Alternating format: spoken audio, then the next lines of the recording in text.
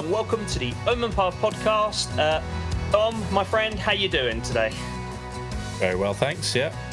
Good. Today we have a very special guest. We have the owner of our local game store, Matthew Holden. Welcome to the podcast. How you doing, my friend? Hello, I'm doing good. How are you guys? Yeah. We are good. We are ready to. Such energy. Yeah. We're good. We're fine. Oh God. We're going to build the energy into the podcast. I think what we're going to do. Yeah, we've been meaning to get Matt on for quite a while. I think it'd be really interesting to have the perspective of an LGS owner on the podcast. Unfortunately, my horrifically large amounts of travelling has got in the way of that, so I do apologise for that up front, Matt. But anyway, that's right. You're on, you're here, and we're ready to rock and roll. You thought you'd bring in the grumpy old man. I thought I'd bring in the grumpy old man. Yep, plenty of shouting at clouds and all that sort of stuff. Exactly. Okay, Matt. Let's start right back at the beginning. Magic the Gathering. I know you've been playing for a long time. When did it start? What got you into it? What got me into Magic? Yu-Gi-Oh. Really? Yeah. So a long time ago, when I was a weean, back when dinosaurs ruled the earth, I started with Yu-Gi-Oh when that first came out because of the cartoon. No. When I was a youngster, my May Valentine will still be one of my first true loves. She was great. And I started with Yu-Gi-Oh and really enjoyed it. And then one of my mates played Magic, and I dabbled. And that's always a dangerous path to go down. So I literally traded in my Yu-Gi-Oh collection for Magic packs. Wow. And that's always dangerous. That's a so bold yeah, move. I started in Kamigawa version 1. We just finished Mirrodin, and then we went on to Champions of Kamigawa, Betrayers and Saviors, and that's how I started in Magic. There wasn't a modern back then. We had standard and extended, and I remember playing like Stasis and stuff like that, and going, "Yeah, this is my jam." Yeah, I was a dirty blue player because I can have no upkeep and play Stasis and win, right? You always tease me for playing blue. Now I know the reason why. Yeah, but I was a monster when I did it. I don't know. You literally just go, there's no upkeep. Cool. Here's Stasis. No one untaps. I'm going to tap all your stuff. I'm going to untap all my stuff. And we're just going to keep going till you're dead. Because you'd have, I forget what the card's called now. So everything you have comes in tapped. And we'll just go from there. And I think it was like Turnabout on a Spell Scepter. So you go, I think you're in combat damage. Yeah, cool. I untap all my stuff. Go again. You can do nothing. We'll go again. Ouch. I would get you like a Phantom Warrior to go, I've got 2/2, which you can't block. Got ya. And it's going to take forever, but that was the jam. Time of the round, it's a draw. Oh. Oh, no. She goes, it's 10 turns, I got you. There we go. You can't do anything. What else? But I also played like proper decks back then. So this was before things like Planeswalkers existed. Sets like Future Sight and Plan of Chaos and the other one of that block, Time Spiral. Oh, yeah. Great sets. I then dipped out before Lorwyn came out because I think they released a core set and rotation happened. Yeah. I went, so a lot of my stuff then was going to rotate out. And I went, I don't really want to do that. And also like Kifkin and stuff from Lorwyn wasn't really my bag. So I missed Planeswalkers completely. And then had like a 20-year break and then came back in Cities of Guilds of Ravnica, Return to Ravnica. Okay. Ixalan era, kind of, that era. It was quite funny when cards like Tarmogoyf, because they were 50p rares back in my day. Yeah. And they worked. Yeah, I remember one. They're 50p res again now. They're 50p res again. Yeah, you can tell. Yeah. Well, I had mine and suddenly go, it's like an 80 quid card. I went, it's a time ago, mate. It's a bulk round. And they go, no, it has value. I'm really? Does it? So yeah, it was interesting times coming back. Because again, when I played, damage used to stack. Mana burn was a thing. So I came back and all these mechanics have gone away. And what is this nonsense? But yeah.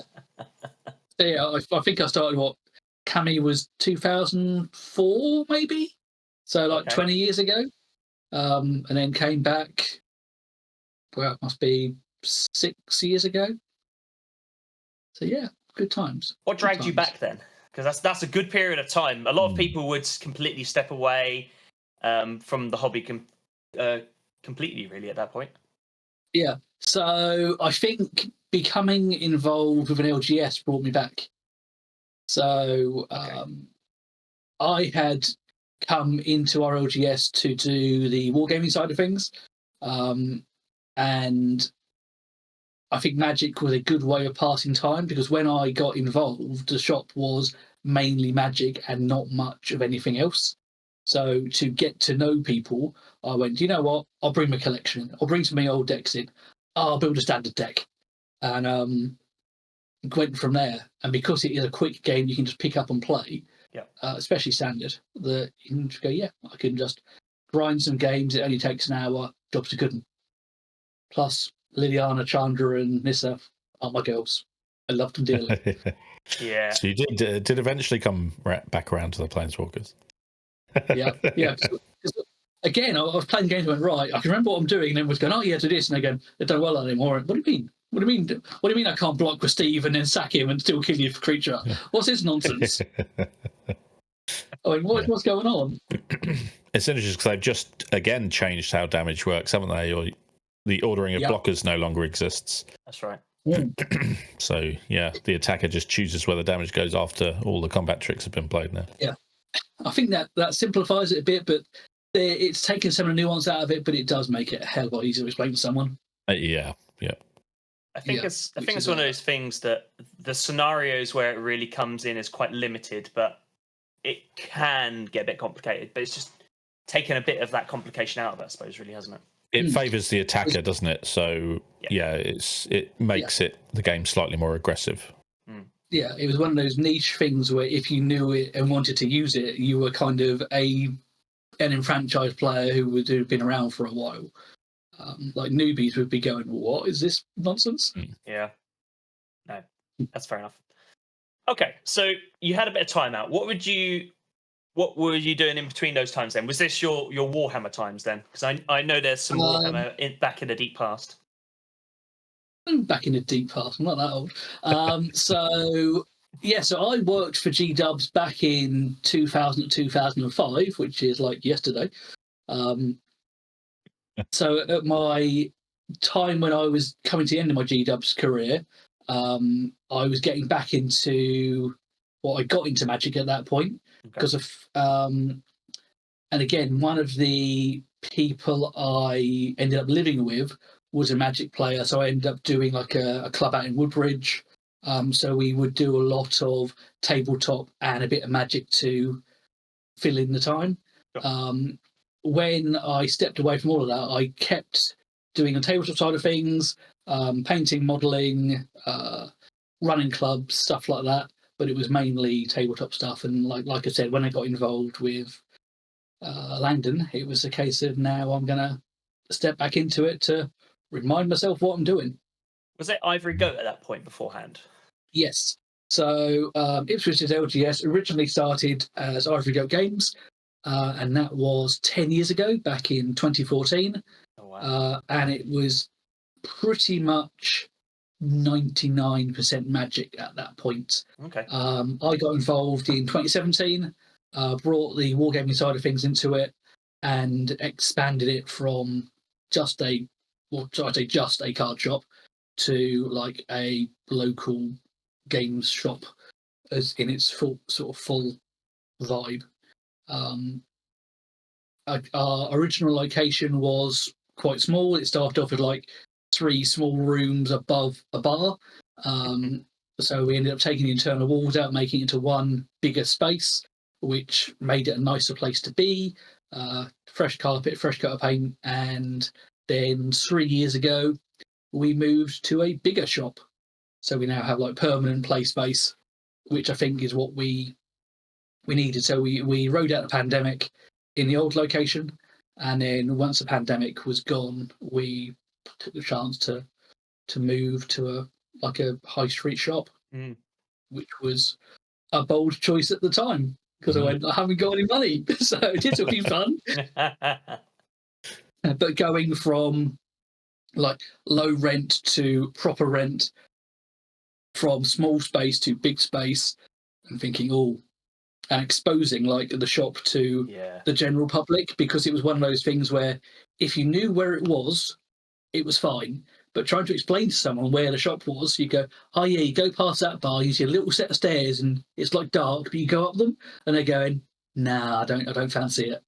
So it was accidentally walk into the tailor shop that was there as well. I think I'd done that the first time I went upstairs. Actually, it was good to move to, for want of a better phrase, a proper shop.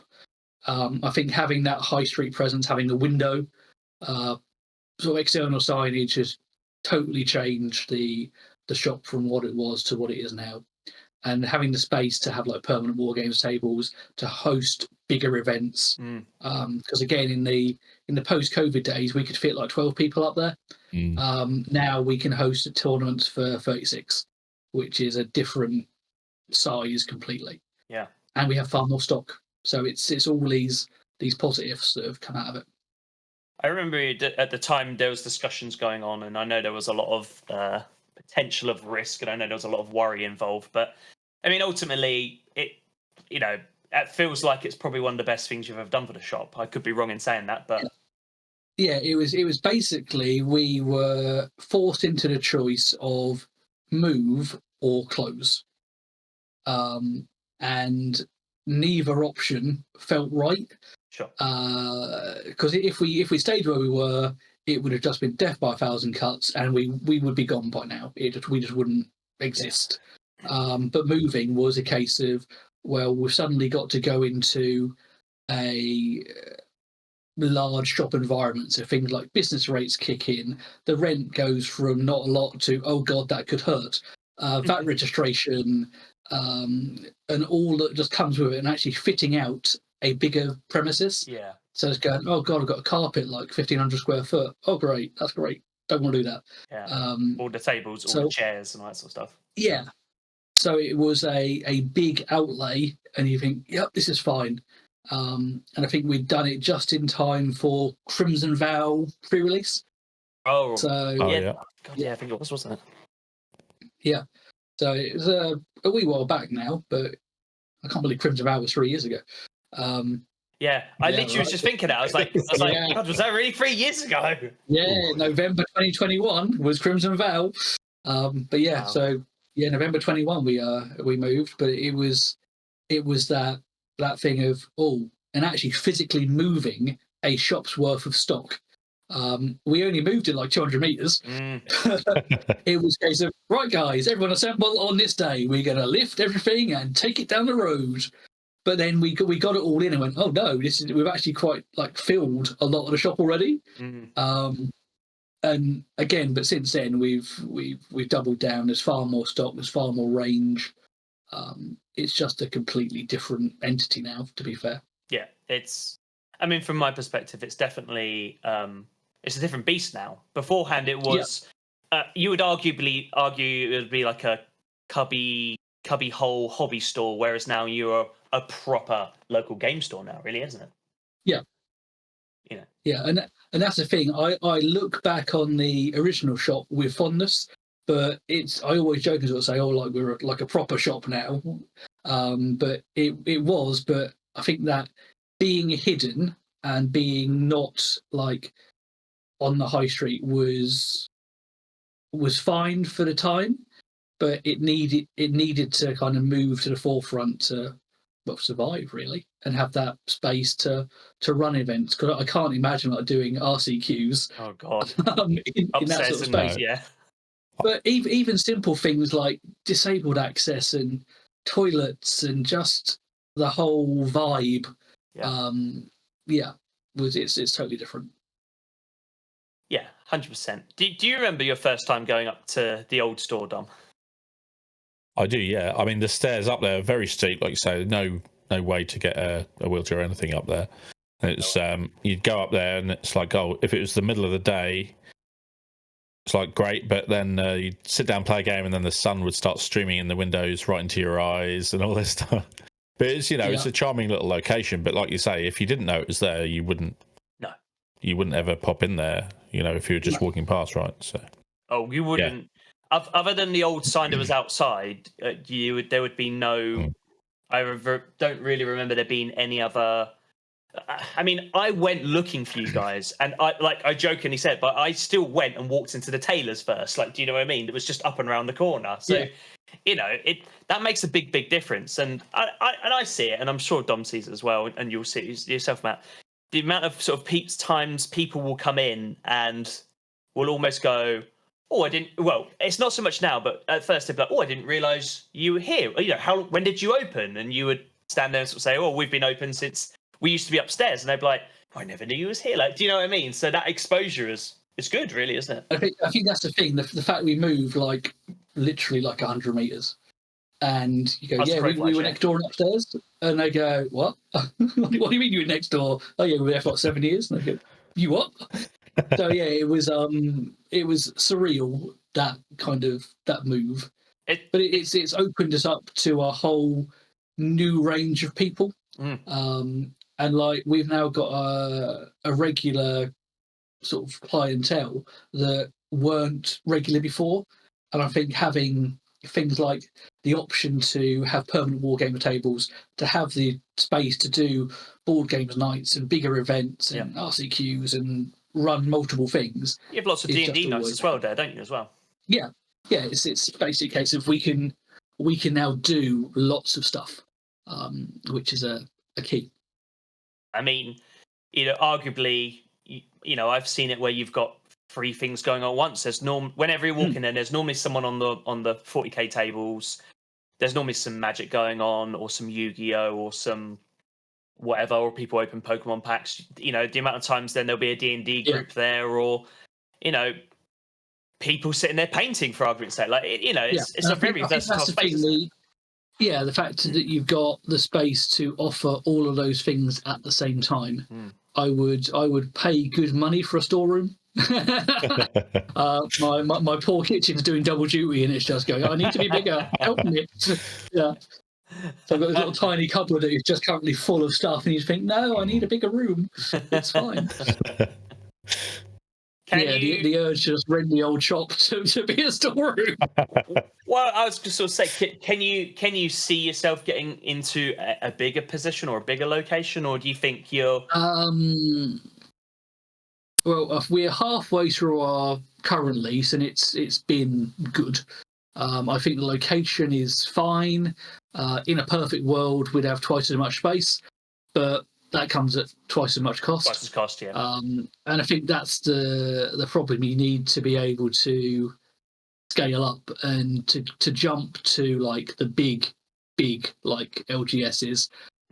Takes some doing, because you either go for town centre, which you're then paying town centre money for, or you go for edge of town destination store, but then you've got to consider, how do people get there? Because actually, if we were on the outskirts of Ipswich, you go, well, actually, if someone's getting a train, how do you get there? Yeah. Or it's all those things. So yes, you might pay less in rent and rates, but then there's no walk past traffic. So it's this toss up of what's got the higher value.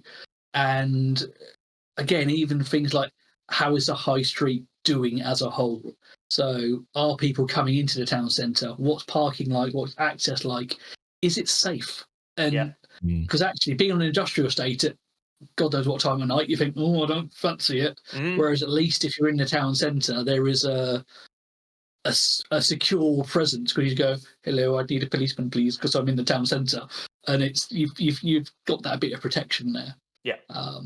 not that we ever have had any issues, but it's just all these things that go around your head of, right, what do you actually need to do to operate a shop? And there are so many things to consider.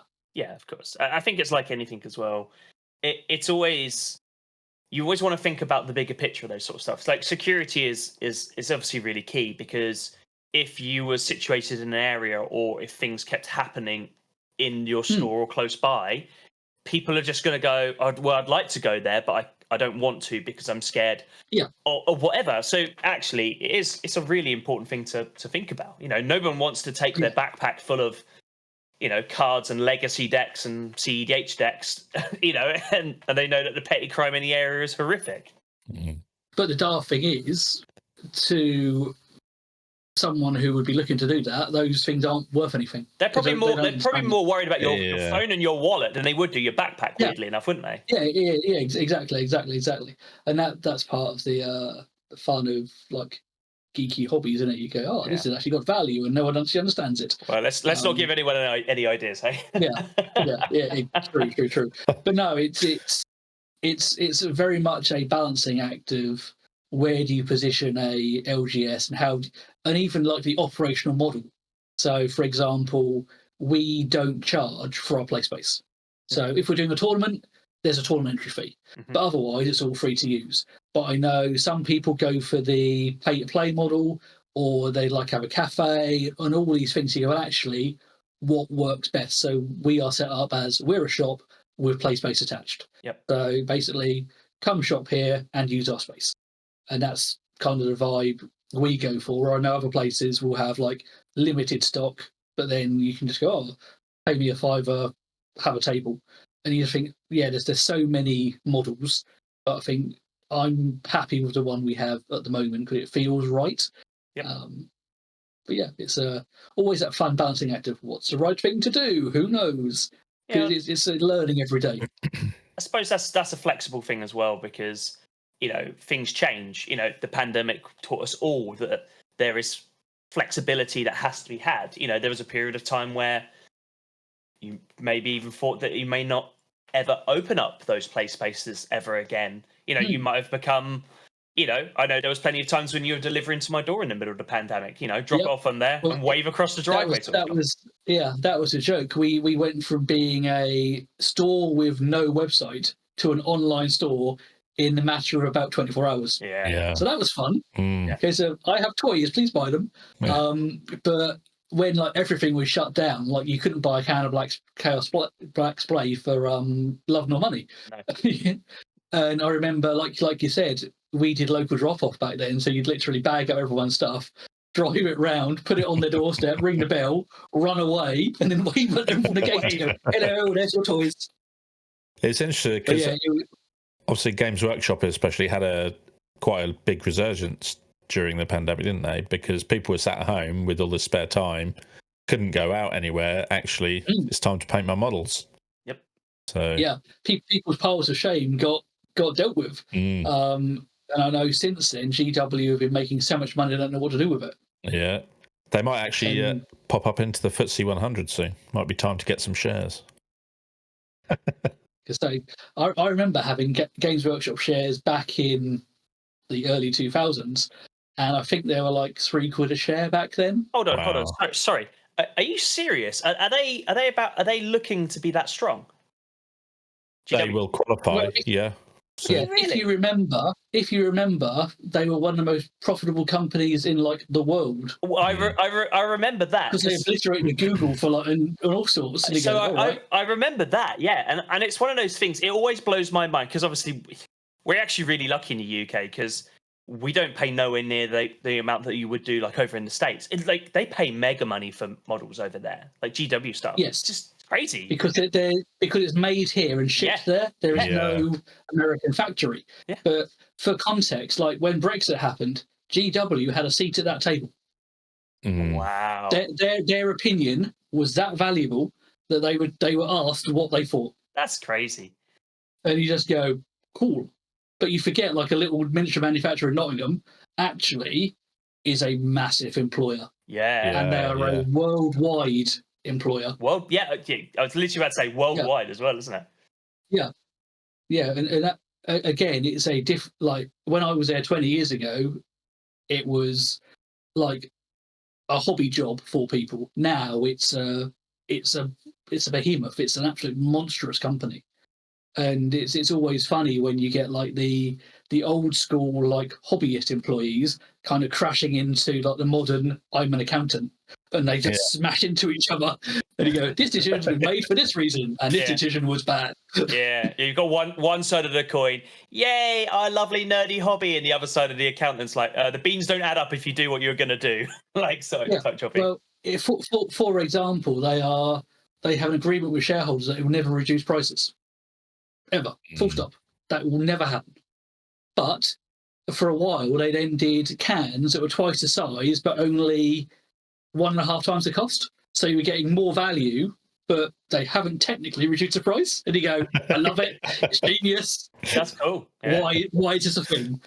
But yeah, like when I used to work there, we had a share save, and like I said, the shares were like £3 each, and the shares are now not £3 each anymore. I wish if I'd had my time again, I would just gone, yep, you know what? I'll just keep those, and I'd be retired by now. The thing is, like, we've all kind of got stories like that. Like, just a quick side. So, it's a really long story, but anyway, my brother used to hold Bitcoin, like full-blooded Bitcoin, like back in the day when it was worth nothing. And it's one of those things that I think he ended up selling it off for not a lot of money. But if you would have sat on that, I mean. So I know someone that does crypto trading, and it's approaching like, is it 100 grand a Bitcoin or something now? It might be 80 or 90. Like it's big money now. It's just crazy. That side of things is crazy. But anyway, it's over here or there. Yeah. So I guess go on.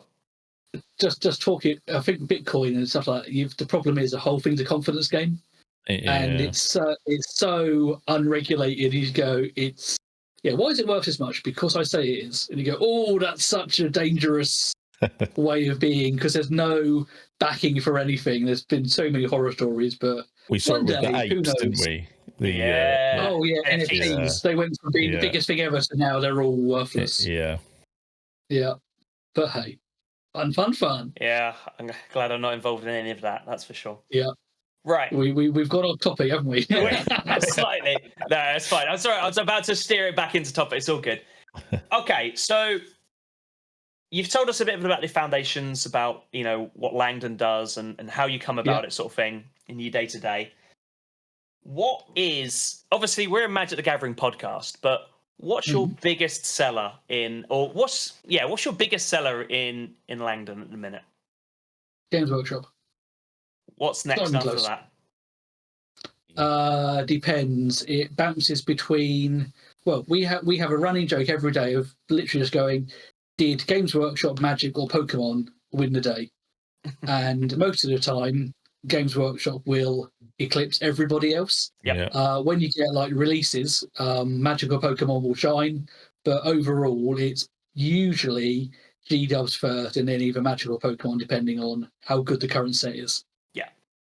It's really funny. I don't know if anyone else out there listening does the same thing. Obviously, I go to you guys to play Magic and to get my Magic product from. I know recently, and I've dabbled with 40k recently and in the past, but I always think of you guys as like a Magic store. But you guys just do so much more than Magic. I mean, I always love plowing through the 40k stuff. It's just.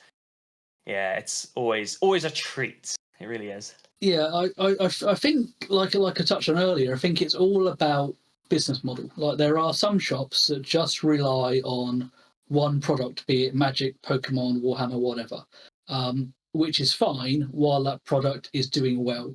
If they then have an off week, and Magic has had many off weeks recently, it can cause your whole business to like teeter on the edge. So we've gone for the spread our net wide across, like, these are our core things that we're going to do. So Magic, Yu-Gi-Oh, Pokemon, Warhammer, so a whole range of things. So actually, if any of them have a dip, the others hopefully are having a a resurgence at the time, and it all balances itself out. Balance itself out, yeah. Because otherwise, you just go, oh, Magic released a bad set. Cool, I'm bankrupt. Or Pokemon delivery hasn't turned up. Excellent, I have to close now. Whereas if you've got 7 like products, you go, yeah, you know what?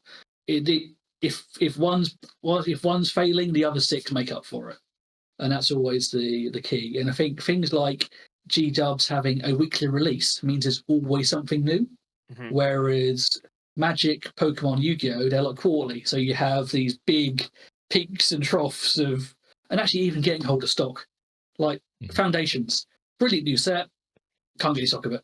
Wow. And you go, awesome. That's Cheers, guys. It's meant to be the set for the next 5 years, isn't it? So it's but that's the thing. Your distributor runs out of stock, and you go, cool, I've got to wait for them to get restocked, and then suddenly everyone's then waiting. Same with like Pokemon, the most recent set, we sold out all in 2 days, and we'll get a restock maybe at some point. And whereas other previous sets, they've lasted till the next set released, and you can't judge it. So like the last few Magic sets, thank God, have actually been really popular. But then because they're popular, you think, oh, I need a restock. Can I have one? Yeah. And then it's that balancing act of, I don't want to order tons of it, because actually when do people have their fill? Because again, with Magic being quite regular with releases now, you think I want to have enough to have, but not so much that when the next set comes out, I'm sitting on loads of product as well. Yep. So it's a balancing act that I really, really enjoy. It's wonderful. That sort of deadpan. It's fantastic. I think it's great. Yeah, it's really interesting because apparently they're doing a restock of Kamigawa boosters as well. So they've just printed a whole raft of those again. It's like, actually, that set was quite a while ago now. But that set's out of production and has been for a long time. Yeah, but apparently it's rotated out of standard. Yeah. But I don't know why it's happening. Yeah. I got an email saying, oh, yeah, it's being reprinted. I suspect it probably was, because it wasn't it at one point one of their most popular sets outside of Lord of the Rings or something? Yeah, Kami was really popular. I mean, it was fantastic. I absolutely loved it. Yeah. Maybe that's why you're not getting your Foundations, because they fired up the printers for that for some reason. Who knows? Yeah, I think there's again, I wouldn't want to be Wizards, because balancing demand and everything, like if people say, so but why is a company run out of stock? You go, well, if I'm Wizards, I print 1 million, I sell 1 million, I'm a hero. If I print 1,000,001 and sell 1 million, I've got one left on the shelf, so I'm therefore, my product is bad because I haven't sold it all. Yeah. So it's that fine balancing act. We were talking about this the tail end of the last pod, actually, weren't we, Don? We were talking about the Marvel Secret Lair and how there was quite a feel bads, or a lot of people had a feel bad surrounding around it. And my point always was, from my perspective and from my business, if I have a demand, I will try and increase my supply to meet that demand. Whereas it seems like that Wizards, rightly or wrongly, exactly how you've just pitched it, Matt, like they have an amount and they're like, we'd rather sell all of it and weather the storm of people going, I can't get hold of Foundations, I can't blah, blah, blah, than release too much of it where they're having to, they have done in the past, off to landfill site it goes, or probably burn it, or who knows. Like, do you know what I mean? There must be a very fine line for them. And that's the thing. It's that perception of leaving money on the table. Because, like we said, if you print 1 million Secret Lairs and you sell 1 million, heroes all round. If you print 1 million Secret Lairs and sell 500,000, you are the villain, because actually you've not sold everything. You end up dumping it and stuff like that. But that's interesting, because that's you've sort of said they're heroes for doing that, but it's a perspective thing. They're hero from their boards, but not not answer to though. Yeah. Well, look, I know. I'm trying to pitch the other side of this coin, which is, you are dead right. To their board members, they're like, great, you've sold everything you've printed. There's no money left on the table. Fantastic. So they love all of that. Whereas, say, like the Marvel Secret Lair is a great example about this, because you've now got, I couldn't put a figure on it, but you've definitely got a large percentage of people going, well, I would have loved to have got hold of this product, whereas I can't. I think you've then got the difference of hobbyist versus company. And like as a hobbyist, we want to get hold of things we want to have. We want it to be in production and wonderful and good quality, whereas a company just go, I don't care. All I want to do is sell my product, make it as cheaply as I humanly can, and sell it all. That's all they're interested in.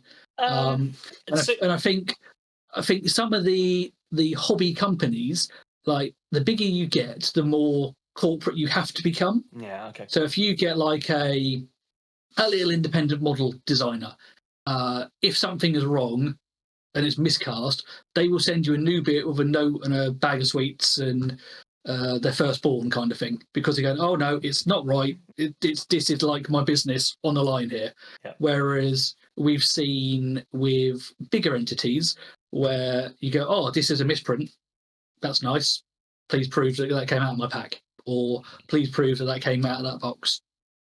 Show me that your envelope was empty. Did you record you opening it? No, then I don't care.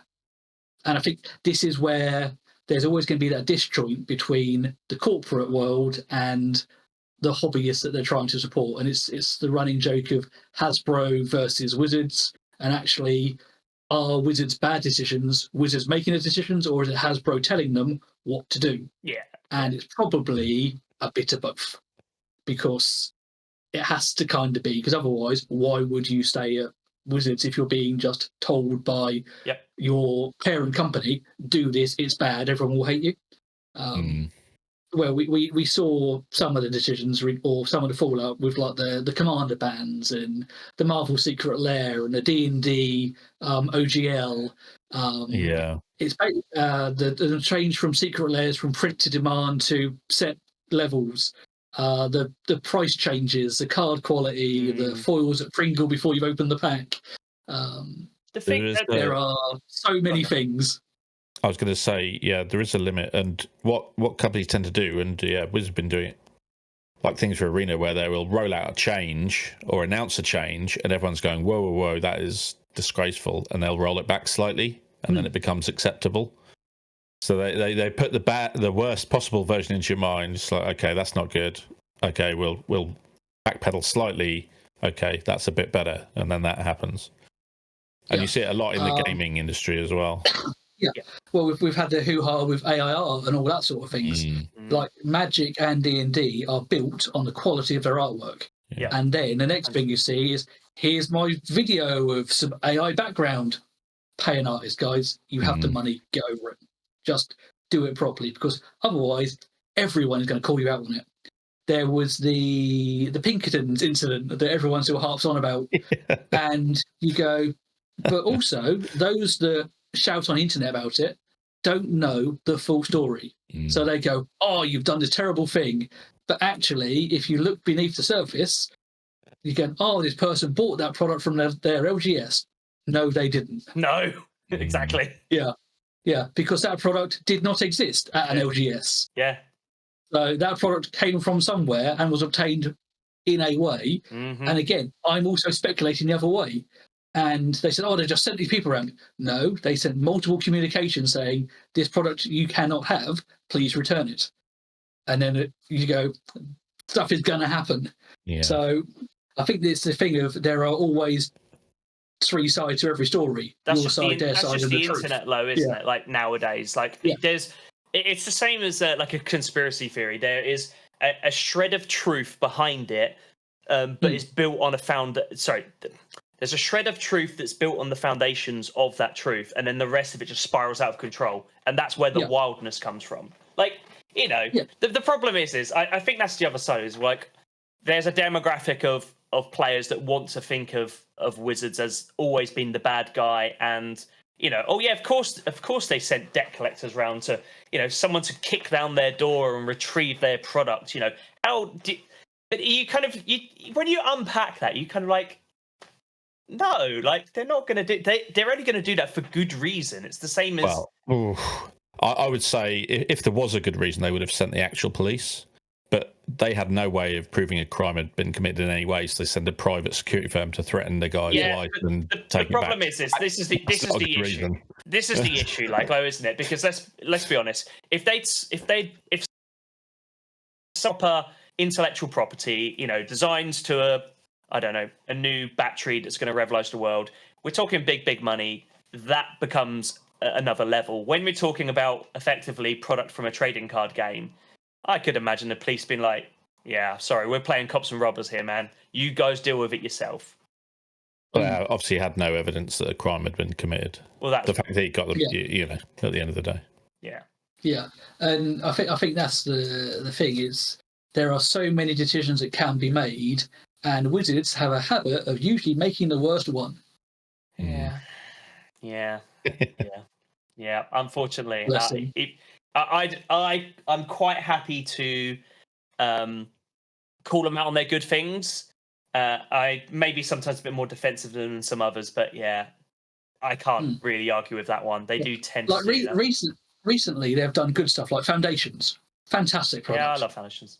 We're talking about it's one of those things. It's one of those things we just go, do you know what, guys? You've set out a stand and gone, we want to bring standard back to like be a really good like Premiere format. So we're going to give it a good baseline to work with. We're going to give you loads of new cards, good core beginner product that, let's face it, was very missing. Things like the 30 card starter decks are back.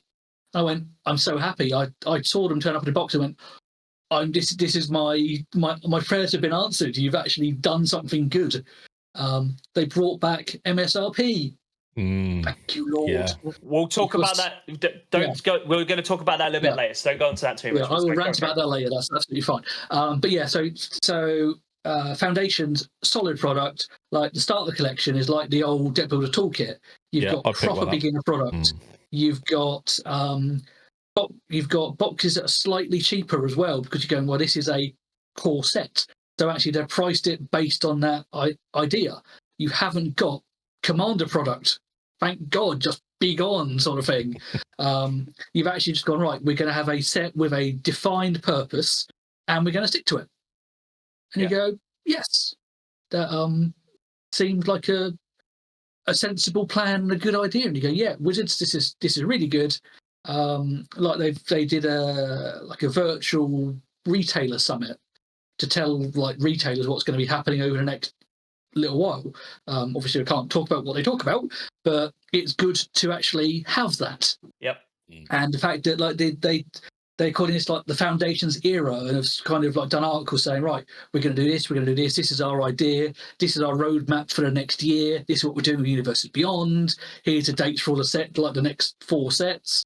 We're going to do 6 standard sets a year, and I'll just put my head in my hand and cry for a little bit. 6 a year is wild, isn't it?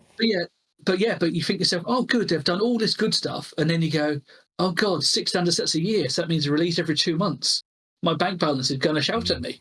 And you then go, if my bank balance is going to shout at me, my players' bank balance is also going to shout at them. And suddenly you go, well, have I as an LGS now got to adjust my order levels to account for product coming more regularly and probably not being bought in the same volumes? A really fair point. But then they've also said, here's Final Fantasy, and people are going, I want it all, give it to me now, I'll buy all your stock. And you go, right, but you don't know how much it's going to be yet. They went, oh no, I want to buy all of your stock. So again, it's that balance of, I don't know what to do here, guys. Do I buy 6 boxes or 600 boxes? And there's no right answer. Like Innistrad Midnight Hunt, I went, yeah, I'm going to buy it as a normal set.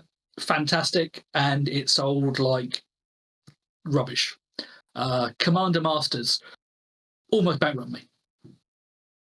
Wow. If I'm being honest, that set, it was on another day of the week. On another day of the week, could have closed my business, because you go, it's horrifically expensive to purchase. I ordered it thinking this is going to sell like gangbusters, because like the first spoiler preview, Demonic Shooter, fantastic, guys. I can't wait for the rest. And you go, so that was a good card in the set. Awesome. I'm just going to sit down and have a little cry. And it took ages for it to sell straight. It eventually went, but it was bad. It was not a good, and like having set and draft boosters. Who thought that was an idea? Mm-hmm. Which I like play boosters, but again, reducing the cards and making it 14 cards in the pack, you've then changed the draft experience, and now you can be blown out by like a list card or a special guest or whatever they're called nowadays. So again, every good decision has like a interesting decision linked to it. The old Chinese proverb there. And you just think, come on, Wizards, just have multiple good sets. Like when Bloomburrow came out, I thought, oh, this could be it. We're going to have 3 good sets in a row. Come on, Dustmourn, don't let the team down. So like Bloomburrow, fantastic. Dustmourn, solid. Foundations, really good. And now I'm going, right, Ether Drift. Don't let the side down, guys. Don't mess this up. Don't change anything. I love vehicles, so I'm going to enjoy the set regardless. But it's a case of Chandra's the face of the set. I went, I'm fully on board with this. Chandra on a motorbike. Yep.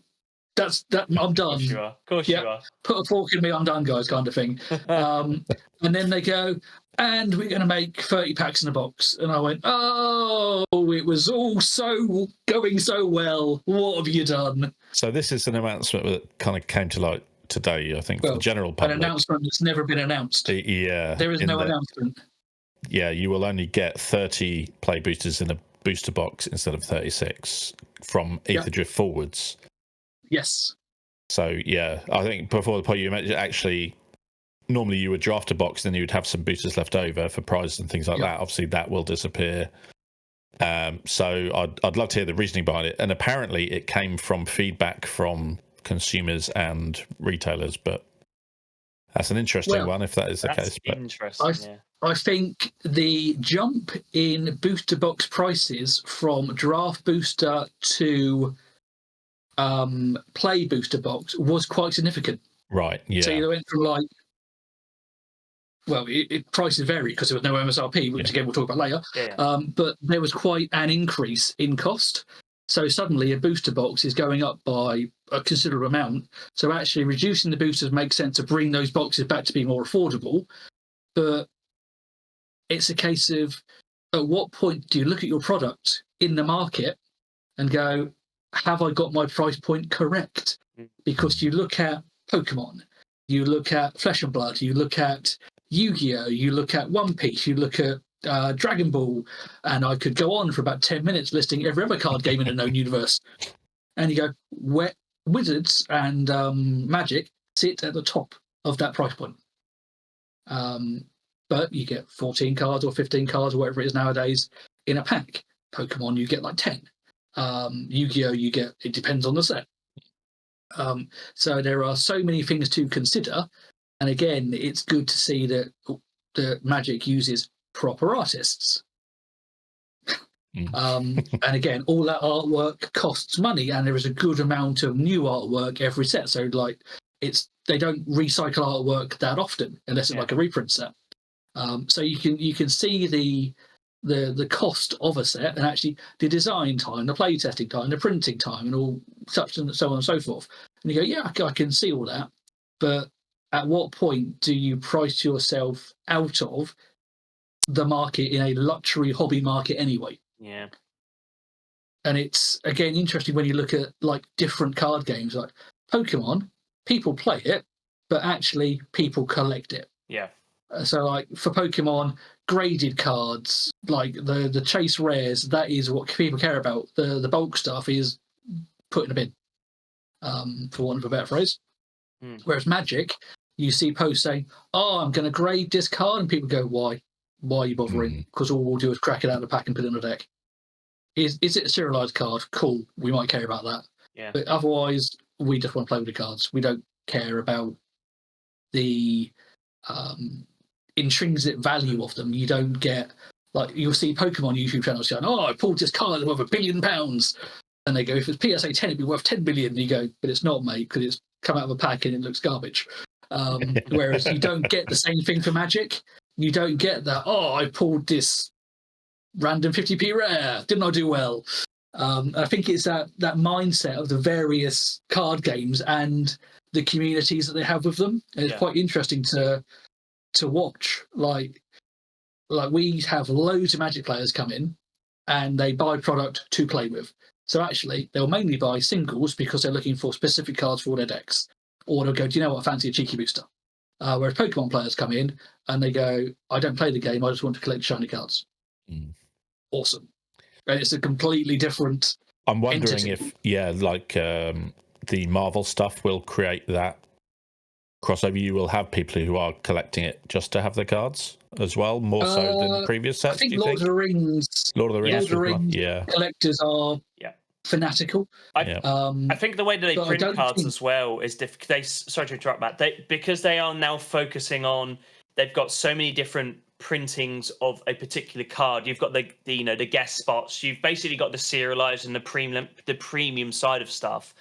That is where the top end is pushing towards, and I wonder if that is trying to fuel it and build it. But I think what you're was effectively going to say is Lord of the Rings probably would have been that first acid test, because as I sort of said to you, Dom, on the last pod, a friend of mine who has nothing to do with Magic the Gathering, who knows I have something to do with Magic the Gathering, but loves Lords of the Rings, put 2 and 2 together and started asking me about collecting Lord of the Rings cards. And I was like, oh, that's really interesting, because of his love of Lord of the Rings. So that's obviously the power of Universes Beyond, isn't it? Yeah, and I think we saw the same thing like the 40k decks and the Fallout decks. With 40k ones, they're going, how do we convert 40k players into a pile of money? And sometimes it worked, where people would go, do you know what, I'm just going to buy the full set and play at home with these decks as they are. And then you had, some of the cards in those decks became staples in Legacy and stuff like this. And they go, oh no, this is now a problem, because how do I reprint it? How do I reprint a Space Marine? The answer is you don't. And you can't. They didn't call them human warriors, they called them Astartes, which exist in Magic.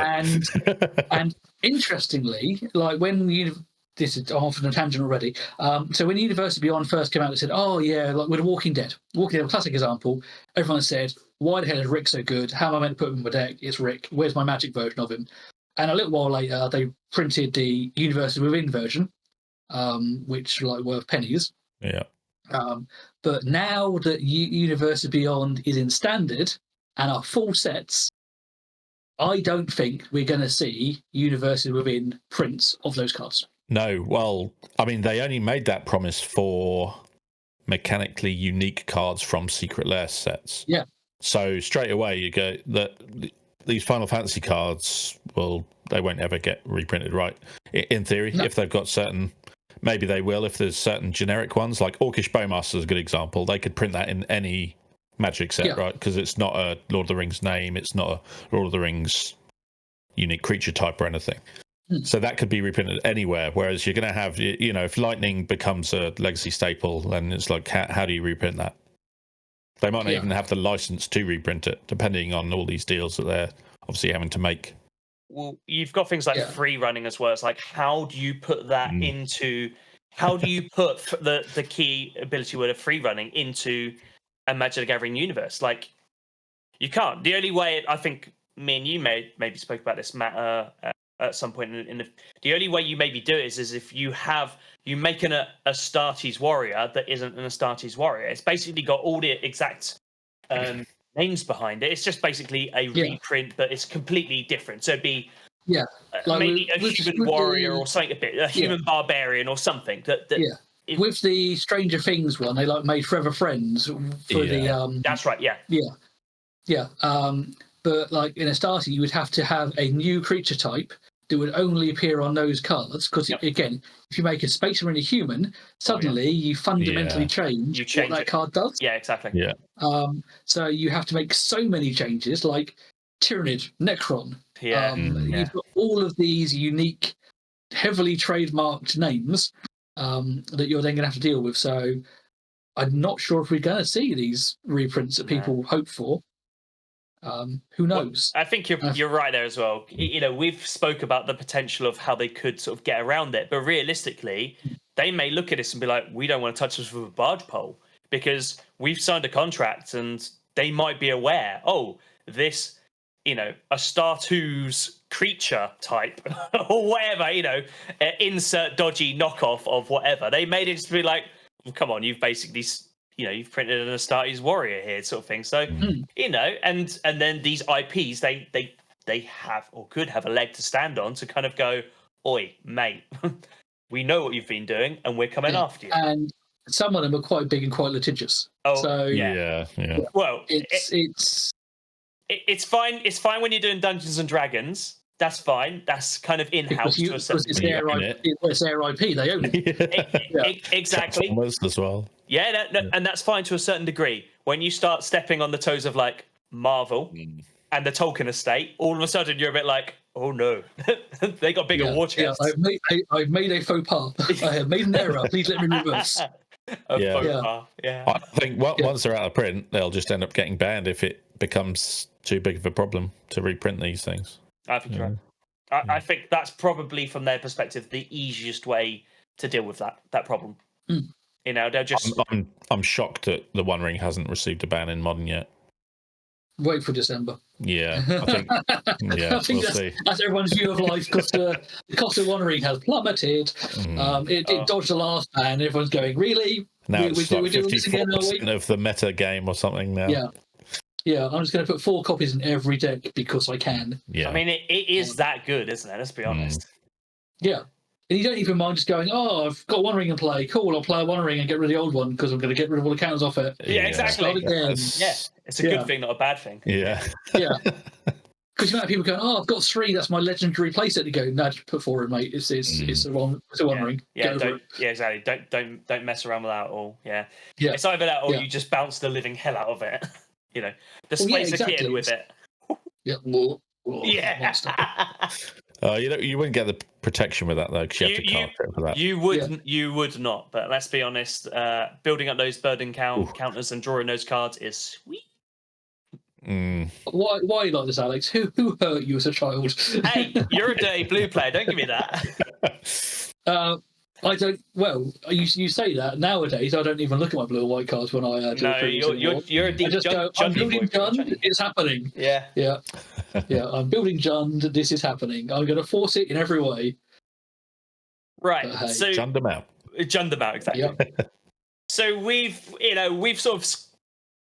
Let's crack on with this now. MSRP then, Matt. I know before they announced this, we had a chat about this months ago, and I know you were talking about this. A desire for it to come back. It's now come back. The Holy Grail has come back, Matt. God has shined upon you and all that sort of stuff. Tell us what that means as an LGS owner. Tell us what MSR means to you. So, MSRP, manufacturer's recommended suggested price, whatever it is. Suggested retail price.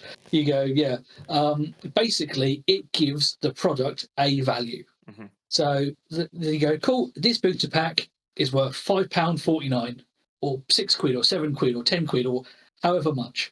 That is what the manufacturer says it's worth. Yep. Because what was happening, and I think Wizards themselves touched on this, is whoever got their product online first set the price for the market. And LGSs were getting stung where you would go, I'm going to put a sensible markup on this product for what I can buy it for, and then be told by my community that I'm overpriced.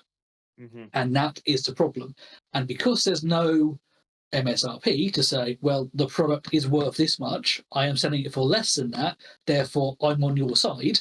You go, no, this site is selling it for £1. And you go, yes, and they're losing money. And this is the problem. I just want to step in this moment in time. So, in Langdon, does that often happen? Do you often have people step into Langdon and sort of say your stock is overpriced? And I don't just mean people being ridiculous, like, oh, there should be £2.50, but I mean legitimately, like, I can go get this cheaper elsewhere. No. So what we find is we were having to spend a lot of time researching what the market was doing, and then we could make an assessment of what we sell for. And the problem is that takes time, and if you get bigger companies just going, do you know what? I'm going to make £1 on every box I sell. Yep. You go, fantastic. I can't compete with that. Yep. And this is this is where the issue can come from. But also things like commander decks. So usually of the 4, one of them is good. Yep. Yeah. Or one of them is better than the others, let's say. Or a card is in suddenly, it. Yeah. So suddenly that commander deck is 60 quid, 70 quid, million quid, whatever amount it is. But if you've then gone, well, actually, the MSRP is 44.99 and you're selling 50 quid, sorry, mate, now you're the villain. Whereas we just go, all our commander decks are the same price. What the cards are in them is irrelevant to us. This product is sold at this price, end of discussion. Yeah. So what we then find is the popular one sells out real quick, and the other ones take a little bit longer to sell.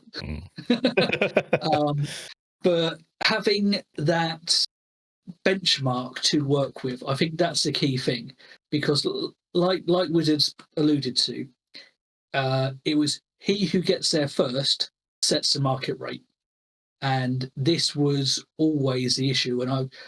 And I've heard of other shops being told that they were overpriced because they were trying to sell packs at what is a sensible price, like a £5.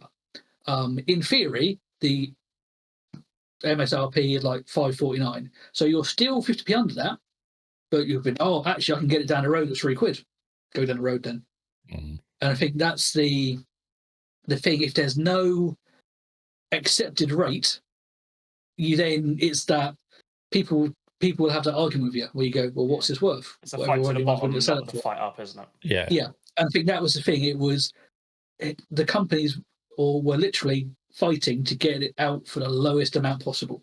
And as Wizards, it then devalues your product as well. Yeah. Because if you're trying to say my product is £5 a booster, £6 a booster, whatever it is, and everyone's selling for £2, your product £2 a booster, mate. Yeah. So suddenly it's the LGS that gets stuck in the middle, because the distributor will buy it from Wizards. The consumer will go, I want to pay this much for it. We're being told, well, we can only sell it to you for this much. And you're going, cool, so I make nothing or I make a loss. That's not how this works. Yeah. That's not a good business plan, is it? Let's be honest. Not a good business model. It's a choice. it's a bold one. It's like like big stores like they can sell stuff at a loss to bring people into the store and things, but actually when you're selling a card game product, the margins are so thin already that you can't afford to do that, or most places wouldn't be able to afford to do that. Yeah, and I think that's the thing. Like with no MSRP, suddenly your big box stores are just taking guessing at numbers, and if they guess low or guess wrong, they can dictate the market as well. You go, cool, so that product I want to sell for this much, I now can't because Asda has it for £2. Bugger. And I think this is the problem. You see it across the whole industry. Things like Pokemon Center is a distinct entity from the Pokemon Company, and they set their own pricing. And you go, but if the Pokemon Center is selling something for less than I can buy it for, I'm not buying that product because you go, well, you're price gouging. No, they just have got their prices so low, I can't do anything about it. Yeah. I do think sometimes, look, I'm a consumer in this scenario as well, so I do understand that, as a consumer, you want to pay. There is a theory behind it. You want to pay as little as possible, and I do understand it. If you've got someone down the road that's selling packs for £6 a pack, and you've got someone down the road for £3 a pack, we all know where we're going to go. You're going to go to the £3 pack. But I think there's a lot more for it, and I think actually me engaging with you guys at the shop, I've always thought this anyway. Look, I run my own business, so I do understand a little bit more. I might not understand exactly the scenario that you guys run in, but I know how a business runs. Maybe there's a bit of sympathy in that respect. But the one thing I always think to myself is, and I've always put my hand on my heart and said this, not just because you're here, I'd rather put my money in your pocket because, like you said earlier, you don't charge for game space. And you've not mentioned it, but to me, you've always been one of the consistently, not lowest prices, but a fair price. And where you have people or other companies that are selling this commander deck with this chase card for £80, £90, £100.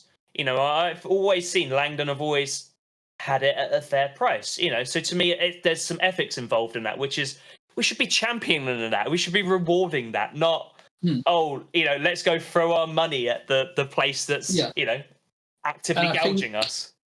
Yeah, well, also as on behalf of all LGSs, if people shop online, Amazon is not going to give you a place to play your Magic. No. You are not going to go to Amazon and play your board game. No, you are not. And I think this is a thing of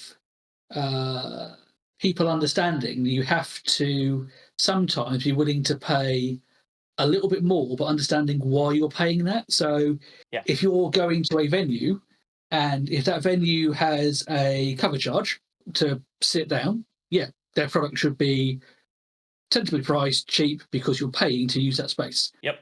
If you're going to a venue and they go, do you know what, guys, this is all free, but to get that, this is what we sell.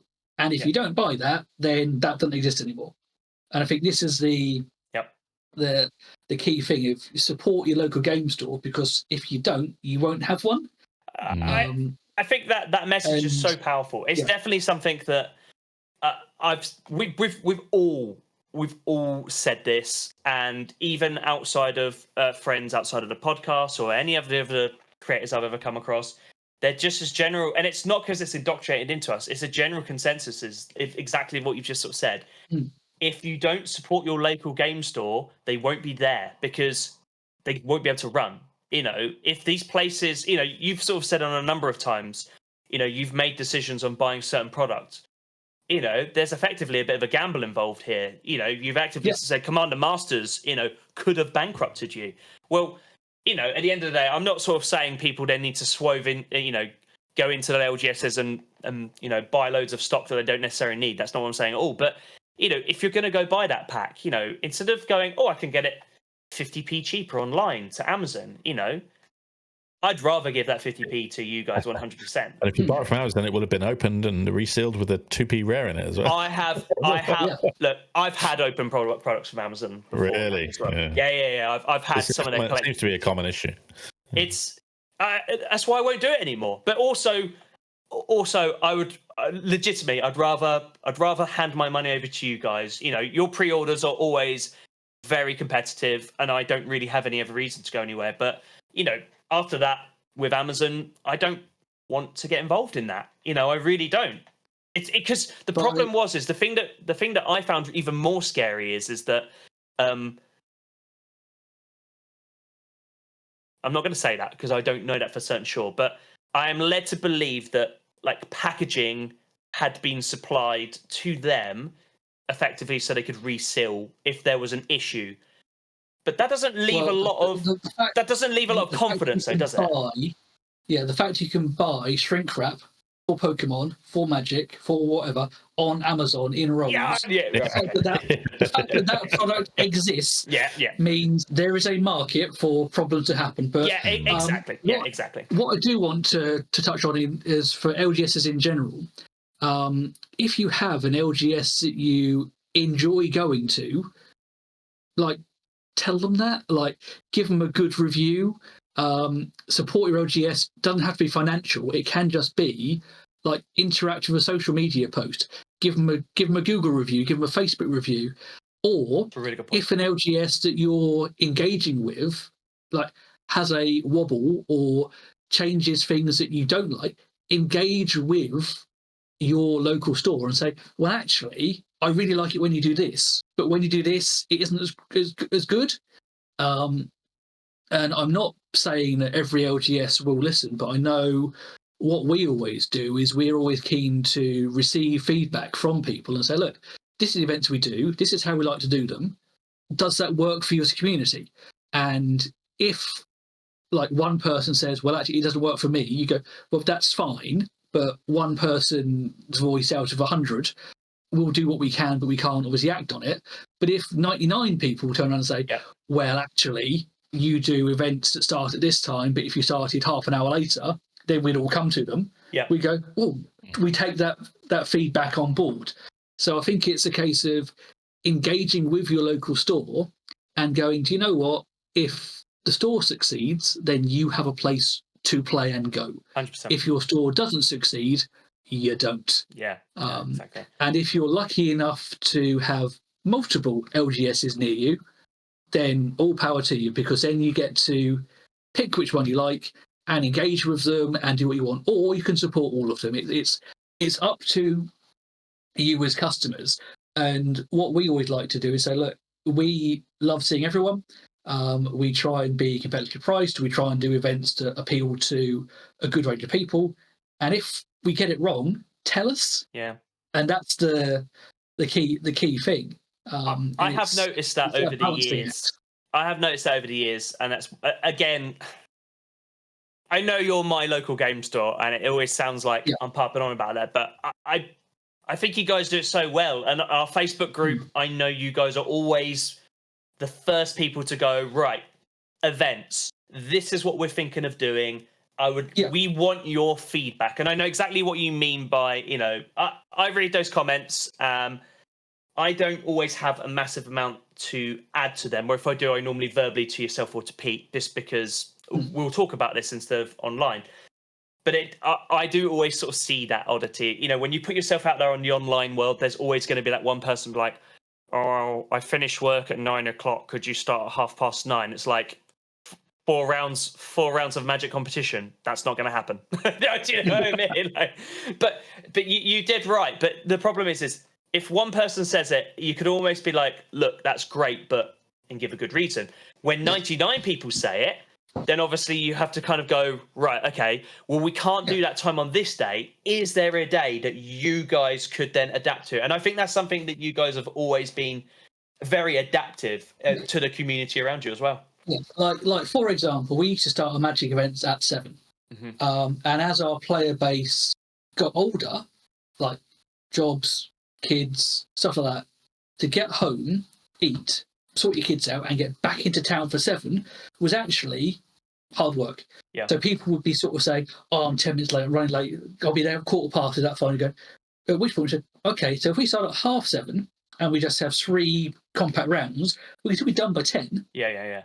And then people have enough time to get home, grab a cuppa, and get back into us. Yeah. And I think that's the nice thing about having that community engagement and feedback. It's vital, and like we said, if you're going to support your LGS, it's not just financially. Yeah. Yes, if you can buy a product to your local LGS, then I just said local LGS. That's a misnomer, isn't it? Yeah. But you should. But if you really can't, well, actually engage your events. Engage with social media, stuff like that, because otherwise, like I said, if you don't, you won't have these stores to go to. Well, there's so much more than just products, aren't they? LGSs are so much more than just selling you a product. And that's the beautiful thing about them. Yeah, for sure. And we've seen so many that haven't survived. Like the pandemic wiped out so many shops. The cost of living crisis wiped out so many shops. Just the general cost of rent rates and existing as a business wipes out shops on a regular basis.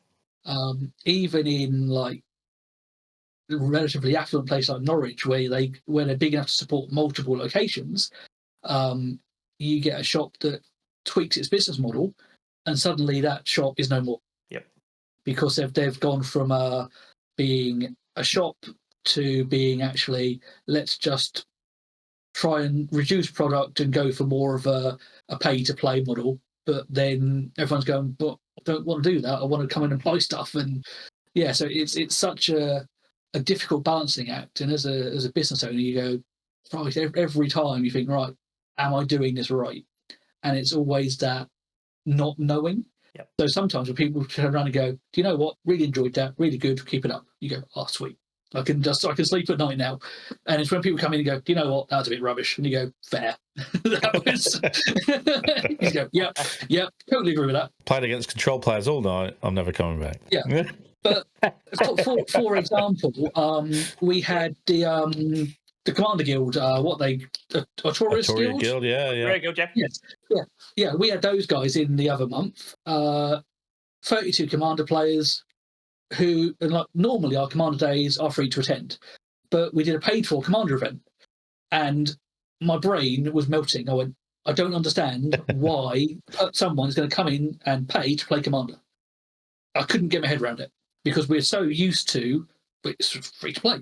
But actually, then doing like a organised paid-for event with some spot prizes and promos and all that good stuff, I went, actually, you know what? This kind of works. So there is then that scope to do those on occasion, but not to then take away from the fact of this is a space you can use, and just because you haven't got a couple of quid to buy a table with doesn't mean you should be prevented from doing it. Yeah, I agree with that. But by the same token, you go, all we ask is sign in on the Wizard Companion app or buy a bag of crisps kind of thing. Yeah. That's cheeky booster. Booster. Yeah. Everyone loves a cheeky booster out the door, don't they? 100%. Yeah, indeed. But I think that's especially 2-pack. See, he loves it. good old 2-packs. Yeah, he does. Yeah. You'll have to convert into 2-packs of collector boosters, Matt. That's your next thing you need to do. I mean, that's going to be bold, but we'll work on it.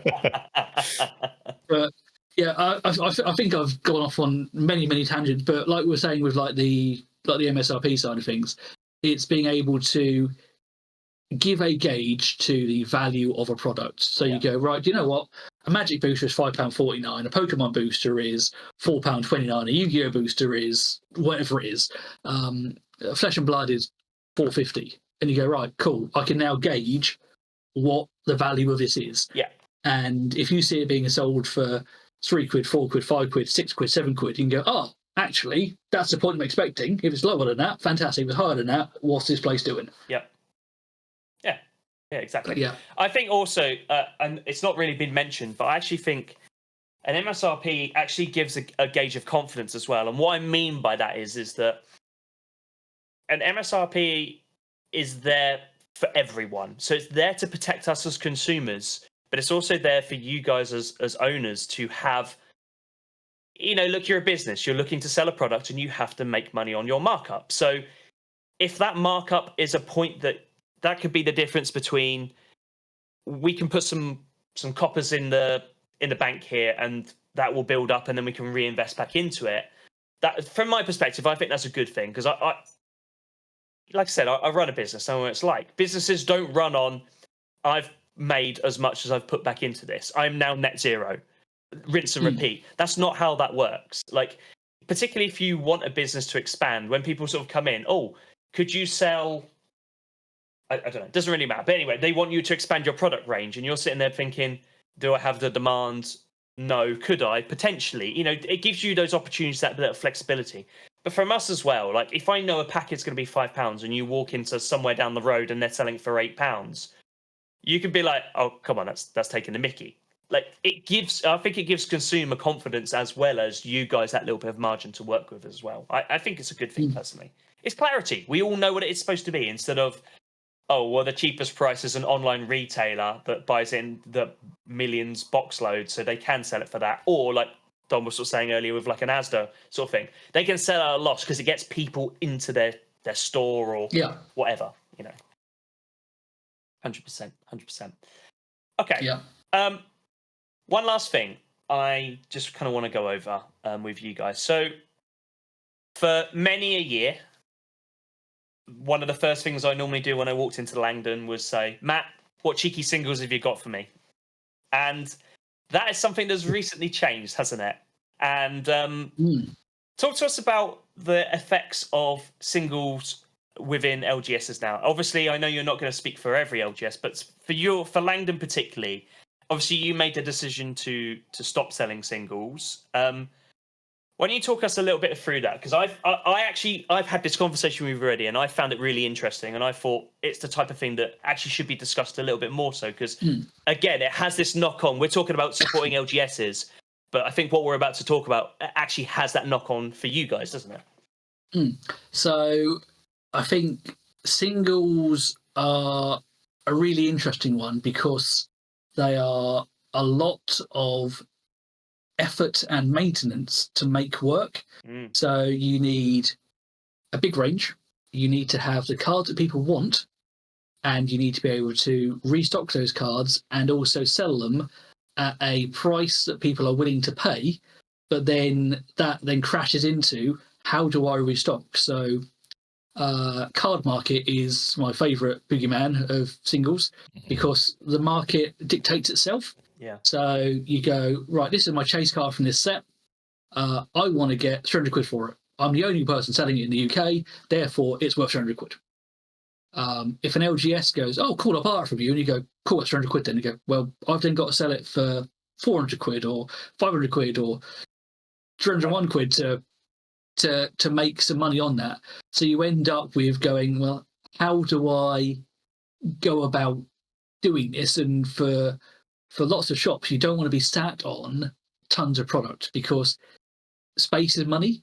And even things like having singles sorted so you can then easily and quickly find your stock, keeping up to date with prices, because again, unless you have an automated system, doing it manually is soul destroying.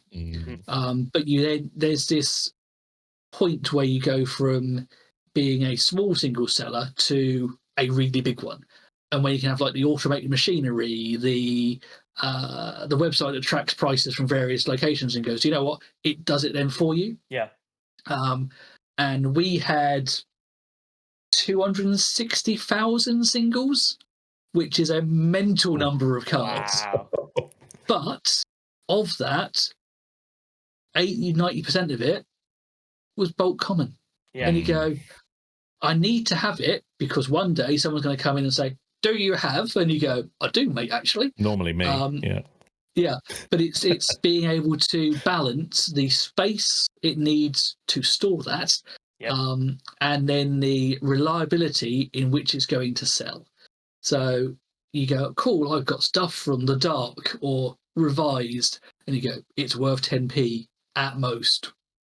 It's never going to sell because it's a card that is unplayable. Yep. And if, like, for example, some place I know, they have a dedicated online presence and like a team of 15 people that just do singles. And you go, I can't compete with that, therefore I'm not going to. Yep. Because it's again also customer expectation. Customer comes in with a list for a commander deck and goes, I would like these 100 cards. And you go, fantastic, please come back in 3 to 5 working days. And they go, no, I would like them now, please. But I'm here on my own, it's a Saturday. I have a queue of 10 people. I cannot spend an hour finding these 100 cards for you.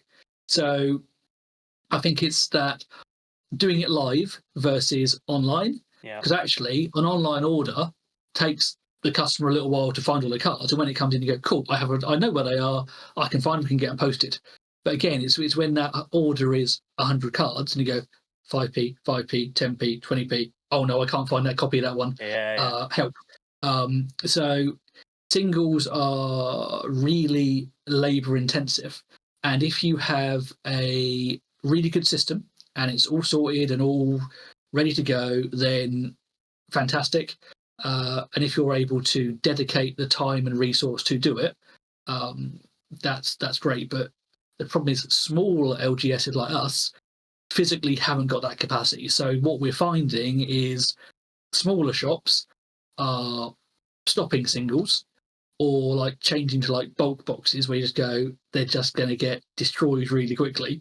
And then it's like consolidating into either bigger shops or individual sellers where someone just goes, do you know what, I've got a collection, I'm going to sell it and I'm going to spend the time doing it. So things like Facebook groups, Cardmarket, etc. So like we used to use Troll Trader for our pricing, and we used to go, right, there's something for this, I'm going to knock 10% off, that's going to be my price. Which for some things was fantastic, for other things you go, ooh, that's a bit of a difference in price. But it worked. But it was that, again, keeping up and maintaining and just the physical effort of doing that. Yeah. So you could spend half a day looking for a £10 order. And you go, well, actually, if I could spend that half a day tidying, restocking, researching, checking things, that's more effective use of my time than finding 10 quid worth of singles. Yeah. And I think that's a lot of the problem we found. It's like pre-internet, happily sit there with a magazine, work out the pricing. Show my age now. But yeah, so in those eras, you could literally get, prices weren't as flexible. So now a set meta is solved quite quickly, but then you see spikes in the market that you have to react to. Because we had it where we would have cards that were worth nothing. So it would be sat on the website for months. And then the next day you come in, you have sold 100 copies of this card. You go, fantastic. The price is now 20 quid a card. You sold it for 10p. Wonderful. Someone has just spiked me. So it's that being able to maintain a stock, keep it in good condition, physically deal with it and the space it takes up. It got to the stage where we, especially with the increased price of product. So I think in Wild Veil Drain was one of the last sets we opened. We opened 6 boxes, got the cards from it, and then went, right, how much have we made in value from those 6 boxes over a couple of months? And we would have been better off selling the boxes. And I think that's the thing. You go, I've sold a handful of cards, great. But also what we're finding is cards would go pre-order at one price, release, spike in price, and go, I've already sold those. And this is the thing, because it's a secondary market and Wizards, rightly or wrongly, have no interest in it. Admittedly, conspiracy theorists will say otherwise. Secret Lair, mentioning their names. But it's being able to keep on top of that. And if we had a team of 30, then yeah, cool, singles would be great. But it's being able to do that, and knowing sort of some of the big single sellers, a small like county town LGS ain't going to be able to do that. Yeah. I hear. Yeah, but also what you'll find is like using Pokemon as an example, those sellers will be dealing with specific higher end cards and not the range of cards, because Magic cards are play pieces, they're not considered in the same way like collectibles. Sure. It's a case of, no, I want 6 copies, I want 4 copies of this, 2 copies of that, 1 copy of that, because that's my deck. And then everyone wants the same cards. And you go, this card is not in the deck, therefore that card's not going to sell. Commander helps, because you go, I want this random card from 1994 because it's funny. You go, fantastic, I will sell you that one card. What about the rest? Yeah. And that's the thing. It's the formats help, but it's the time, effort, storage, the physical weight of them. The amount of times you like pick up a box and go, oh, if they fell on me, that would be a problem. I would be dead. Yeah. Or inevitable, the box splits when you hold it, you go, oh no, 4,000 cards, I've just sorted them. Please, God save me. But yeah, I think a lot of it is that. But things like Cardmarket and Facebook groups are, again, it's who can sell quickest at the cheapest. Because it's a classic. You go, oh, on Cardmarket is this. So if I put my copy on Cardmarket for 20p less, it will sell first. And that's the thing. So as an LGS, you go, I can't do that. Yeah. I need to, if I bought this card for X, I want to try and get Y for it. If that card then spikes, fantastic. If that card then tanks because it gets banned the next day, you go, oh, I've made a faux pas. So if we had done singles when like the Commander bans happened, you go, well, actually, they're quite sought after cards, so the chances of having a huge stock of them would be quite slim. But you go, oh, that's going to hurt my soul a little bit. Yeah. Especially like Jeweled Lotus, which went from being worth a fortune to nothing. Yeah.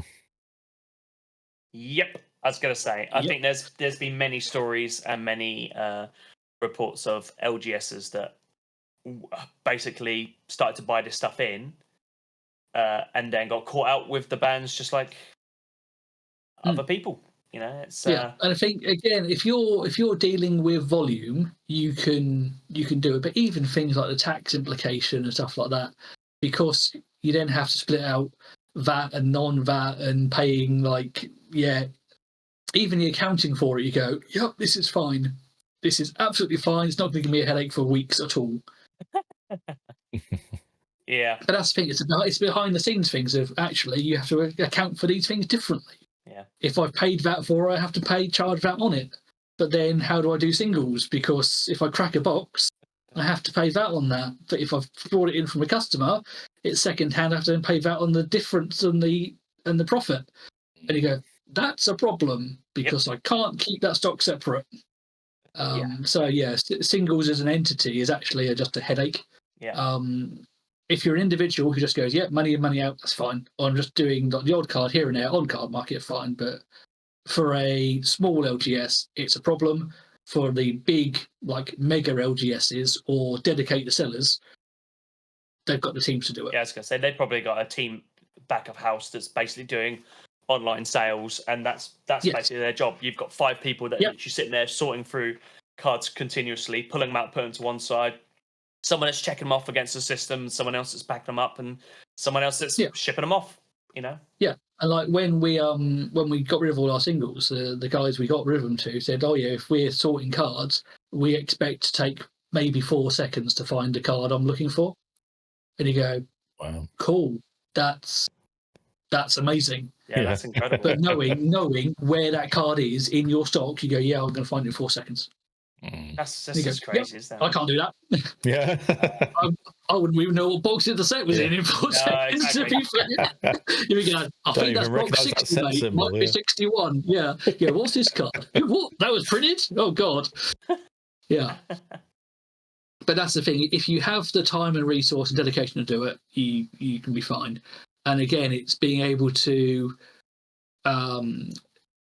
like trading in cash or credit and stuff like that. So actually, it's maintaining like a cash positive position. So if someone comes in and says, "I've got a collection, I want 10 grand for it," you go, "Okay, if I give you 10 grand, I've then got to recoup that."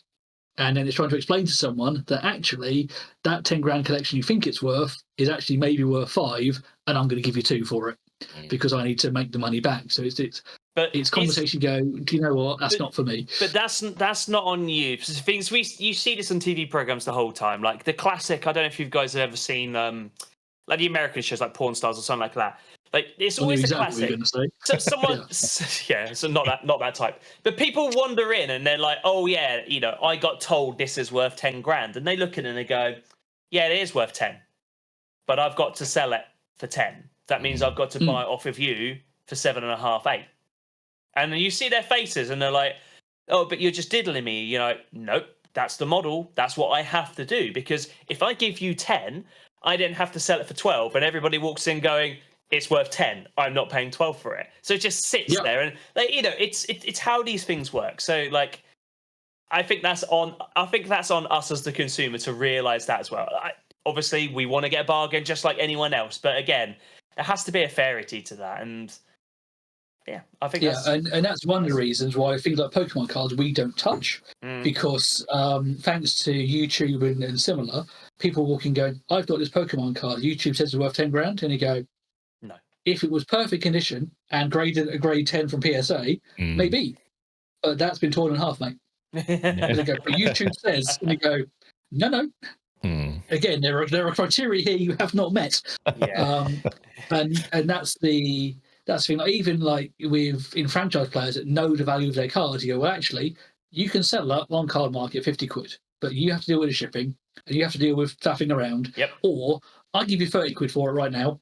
Jobs are good, and I might sell it, I might not." But it's that, again, time, effort, negotiation. Feel bad when it gets banned. Feel bad from the customer when it spikes the next day, and you go, "Sorry, mate, you sold it to me." So actually, stepping away and just doing sealed product events, and it gives you time to focus on those specifics rather than going, "This is a thief of time." Because, like I said, spending a morning to find 100 cards that there's a 10 quid order. It's not a good use of your time. Like you said, to be quite honest, even if it's take you an hour to do that for £10, you could restock. You could restock your shop. You could do general cleaning. You could go to the cash and carry and get drinks. Do you know what I mean? Like the things that are actually going to, earn a bit of money, or support the people that are going into your store. Yeah, and also you've also got to consider things like someone placed an order on a Friday night, so you're in the middle of FNM, you're not going to think about it then. You go Saturday, I'm not going to think about it then either. Sunday, now still busy, mate. I'm not open on a Monday, so the first time I'm even going to look at picking that order is Tuesday, and you think, well, that was made on Friday night, so I'm now 4 days in before I've even picked the order. Yep. So I'm going to then post it Wednesday, so it's taking you almost a week to get there. Or you have the other thing where a set comes out on a Friday, so it turns up with your door on a Wednesday. You've got to crack it, sort it, count it, list it in the evening. And then Thursday, you go, right, here we go again, because I'm going to have the same problem. So it's capacity, I think, more than anything. No, yeah. If I had an unlimited team of people that worked for free, then I'd do singles all day long. Yeah, well, I believe they outlawed that a few years ago. As much as I do miss the singles at Langdon, I do honestly understand it as well. You know, I've always sort of said that to you. I thought, well, you know, you guys stood there behind the counter for 45 minutes looking for, you know, my 10, 15, 20 cards that I'm effectively going to give you £3.50 for. It doesn't make it, to me, this never made business sense. So like, I totally get it. Yeah, it's a high end single that comes in and goes out the next day. They're the perfect ones. It's the worthless common that sits there for 10 years and you go, one day you're going to spike, one day, and it never does. Yeah, when you've then got 100,000 of them, you go, might be time to get rid of those. Yeah. But even that, because you go, well, actually, even stupid thing like your insurance, you go, right, what's this collection worth? Well, I don't know. Pick a number. And that's the thing, you go, well, it might be worth 100 grand because it's 100,000 cards. But actually, you go, well, what value could I realise from it? And it just becomes a nightmare and go, right, prove what you had. Okay. Prove how do I do that exactly? Yeah, exactly. Yeah, I had these 27 Black Lotuses. They were all PSA 10s and signed by Christopher Rush. And they're all worth £1 million each. And the insurance company goes, and you can go away. Yeah, and you can't blame them, really, can you? But that's the thing. It's one of those stock items where a flood wipes out your inventory. Yeah. Yeah. And you go, ouch. I'm out. Yeah, could you imagine? Oh God, yeah. I've heard about the damage. So like floods over in the States will do to like people's guitar collections and stuff like that, and it's literally just like you can't do anything with them. They're done. They're absolutely, they're absolutely gone. So yeah, I can only imagine that would be with trading card collections as well. That must be the type of thing you never want to hear of, and you certainly never want to see. That's for sure. Yeah. Well, that's the thing. Like even our own collections, you think, well, actually, how do I store that? Because you've got like, I know I've got like collection of artist proofs, and you go, well, they're triple sleeved in top loaders in a top loader folder in like a cupboard that is in a part of the house where you go, well, this cannot be got by anything. So unless the house burns down, you're kind of fine. I do love your collection. Your collection is always a treat to go through. It really is. I love it. Yeah, it's then we'll look at it and go, well, how much? Oh no, don't. It's one of those things you go, no, I can't consider this. Yeah, don't ever ask those questions. It's like there's an unwritten rule, isn't there? You never talk about the value of your trading cards around your loved ones. Like it's like you go to a museum, they don't have prices on all the exhibits, do they? So exactly. Well, that's the thing. I look at things like my Liliana collection stuff, and you go, oh, here's like 34 Lilian available in various rarities. Awesome. Cool. Oh no, what have we done? Yeah, Matt, why have you got like 10 playsets of this card? Because I like it. And some are signed. And some are in different languages and like art printings, and it's great. Yeah. God, love it. I do love your collection. 100%. But yes. Right. Yeah, so I think I think we've talked everything to death. Yeah, I was going to say, I think we're at the end of it. Look, first of all, I want to thank you for coming on, Matt, because honestly, I think hearing from the LGS perspective is really important, and I think we should hear more of it because, you know, as creators or anybody that puts anything out there, you know, a lot of people always be like, oh, support your LGS first, blah, blah, blah. I think we all believe that. But it's nice to hear it from the horse's mouth and for the real reason. And that real reason is I'm a business, I want to, you know, earn every penny out of you. It is that support. And you guys really are the backbone and the hub of the community. You know, not only are you the play space, you know, you are the Facebook groups that allows people to get together. You are the people that sell the product, yes, but you are also the people that when you are in these collected areas that, you know, people will pop up and grab drinks or snacks from you, that sort of stuff. Like, do you know what I mean? Or could get you into other. It is such a community-driven thing. It's a thing of, well, actually, how do you learn to play Magic? That's the thing. You either use Arena, which is fine, but where's the gathering in Arena? You're playing a faceless computer game, or you can come into an LGS, sit down with someone, and go, "This is a game." And naturally, that's how I started, because there was no computer version. Technically, was, I think, back in that era. Computer did exist, but the fact that someone sat down and said, "Right, this is Yu-Gi-Oh, this is Magic, this is how it works. Come to this event, meet some people," and I think that's the core. It's the whole gathering part of Magic. Yeah, it is the gathering. Yeah, 100%. Yeah, because then you see like friendship groups and that develops from it, and you go, yeah, do you know what? That's really cool, because otherwise these people might not have met and relationships would not have formed, and so on and so forth. No, I've met people within your store. I've met people out in the UK community now, you know, and a lot of them, you know, they are my friends now, and I would have never have bumped into them. There are people they've crossed paths over the years, but never directly. But it is that community, and it brings together. And you know, it sounds, you know, like a cliche sort of thing or whatever, but they all stem from. I believe they all stem from an LGS. I really do. You know, I truly believe you guys are the backbone of the community, and it takes people like yourself to put yourself out there to go and do it, because not everyone wants to open a store or supply space. So, you know, it's going to sound a bit bizarre, really, but you know, thank you for providing your services that you do, because it allows us as players to thrive and enjoy the game that we all love. Because you don't have to do that, do you? No, and that's the thing. I've always joked and said, if it ever felt like a job, that's the day I stopped doing it. So I find it fun to do, and the day I wake up and go, do you know what? I don't fancy it, is a day I just go, oh, time to move on, guys. Yeah. And touch wood that day has never come. And just think, if we'd never met, you would never get to hear my like angry old man rants. So what more do you want in life? Always a treat. I do love your old man shouts at cloud moments. It does.